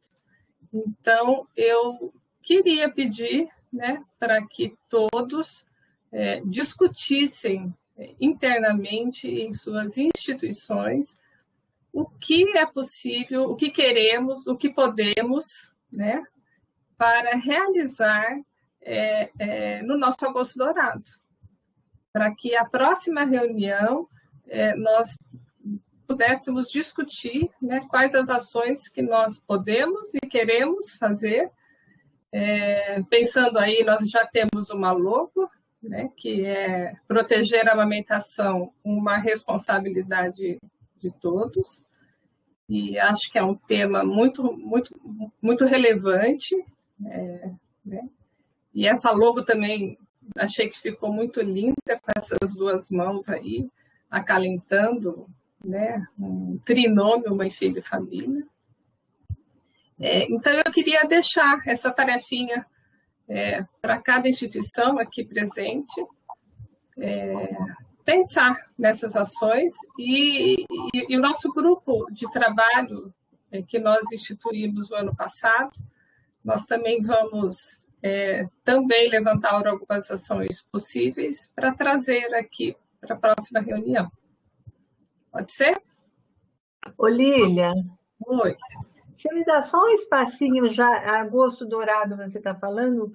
Eu queria fazer o convite, já está no Calma, para os dias 17, 18 e 19 de maio, que a gente vai ter um fórum internacional da rede de bancos de leite humano, né?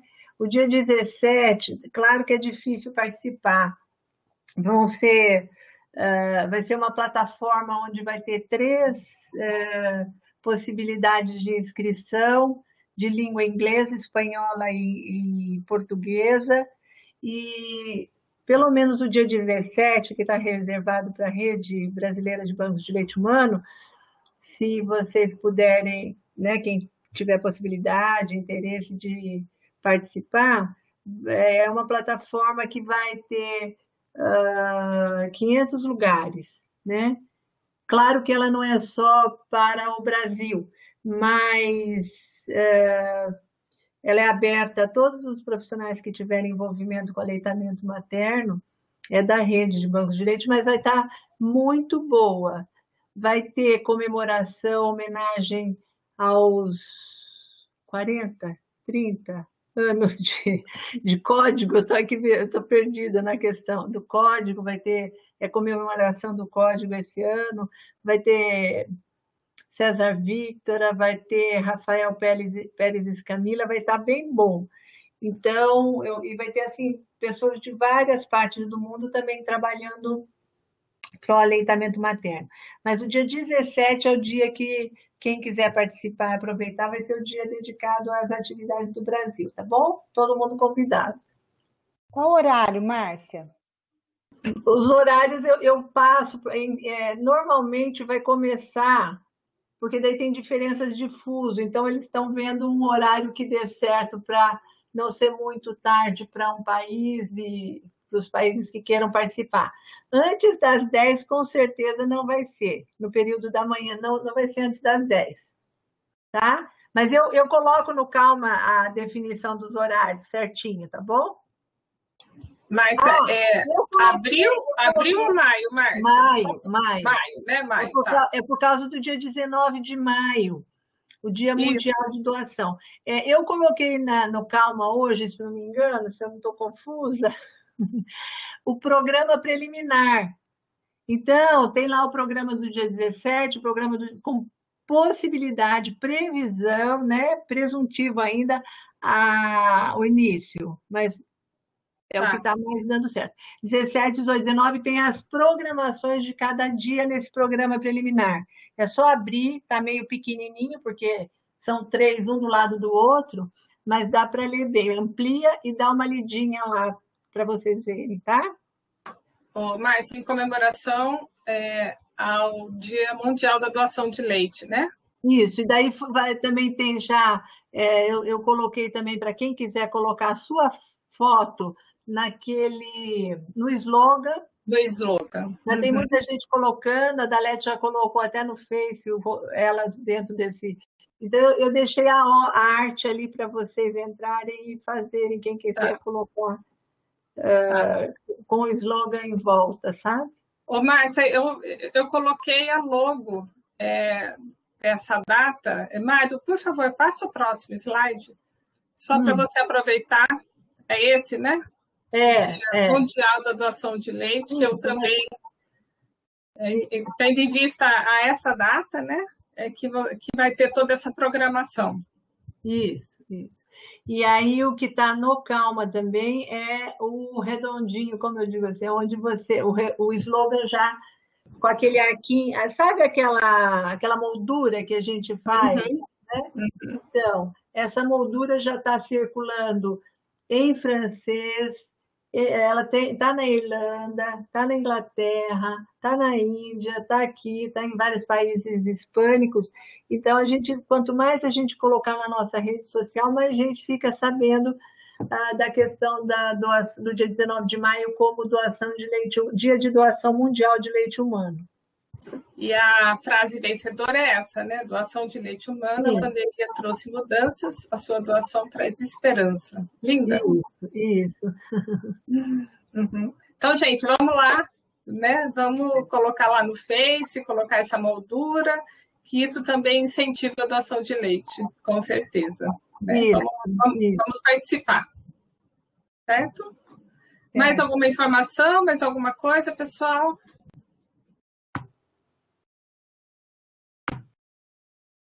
Acho que não, né?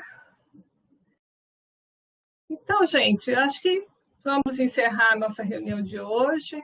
Nós estamos próximos aí quase mais de 4 horas, né, 16 horas. Então, a gente agradece a participação de todos e pensem aí em como nós vamos fazer o nosso agosto dourado. Precisamos de ideias, né, possíveis de serem executadas em época de pandemia, com certeza, né? Tá bom, pessoal? Obrigada, Lilian. Obrigada. Muito obrigada, um abraço a todos. Obrigada, Edilene. E que vocês fiquem bem, com muita saúde, e até a próxima reunião. Um abraço e um beijo a todos.